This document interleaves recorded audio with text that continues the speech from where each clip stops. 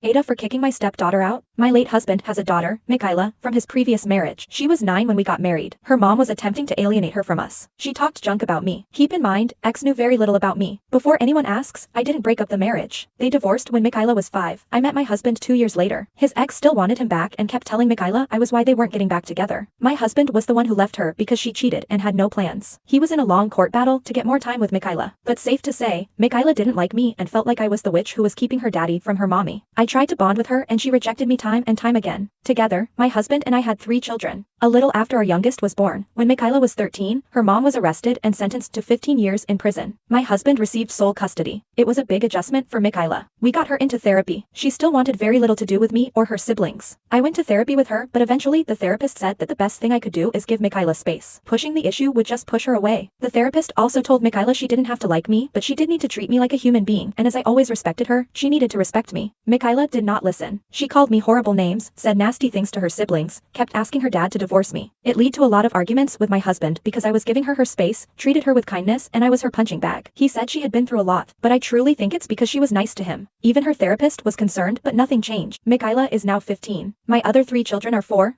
and 2. My husband passed away 6 months ago. Initially, I took custody of Michaela because her only other family were her maternal grandparents in another state. Michaela even said she wanted to stay with me so she could stay near her friends. I kept her in therapy, but the treatment got worse. I tried to understand. She's lost 2 parents in a short period. She's stuck with the woman she was conditioned to resent and 3 little ones. I've tried everything while balancing my own grief and handling the little ones. It came to a head a couple of weeks ago. Michaela was out. I put the little ones to bed. I ended up having a good cry because I was just so stressed and missing my husband. Michaela came home and asked what was wrong. I told her. She began calling me a whiny drama queen, saying now I know how her mom felt when he wouldn't take her back. She called me a bunch of terrible names and kept following me to taunt me as I walked away. I finally locked myself in my room. After speaking to my own therapist, I realized this isn't good for my mental health. I called her grandparents and said I'd sign custody to them. I asked them to come get her sooner than later. When I told Michaela, she started crying. She begged me to let her stay. I said no. If I'm so awful, if I'm such a witch, she shouldn't be here. She said she didn't mean it. I looked her in the eye and said she's been saying it for 6 years. I'm finally setting her free. She won't have to deal with me or her demon spawn brothers, her words, ever again. She said her grandparents have a lot of rules. I told her that's a shame, but maybe it'll straighten her out. It was the harshest I've ever been with her, but I just couldn't keep up the kindness. They came to get her within a few days. She didn't say goodbye. Her grandparents have maintained contact with me, told me they're getting her a new therapist. She'll attend a new school in the fall. I said I hope she does better. Friends of my husband find this all to be incredibly cruel. She says I should have tried more, that shipping her off won't do any good. They say it isn't what he would have wanted. AITA for sending her away.